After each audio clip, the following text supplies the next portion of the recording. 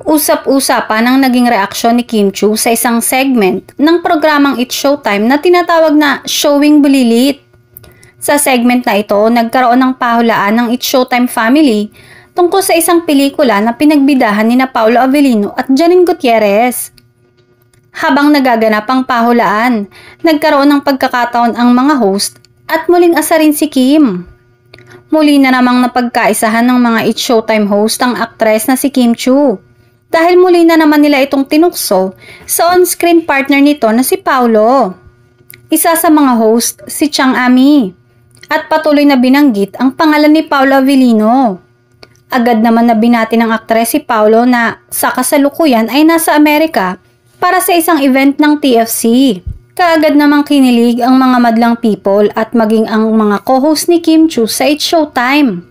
Pahiwatig na talagang may alam ang mga ito sa totoong estado ng relasyon ni Paolo at Kim.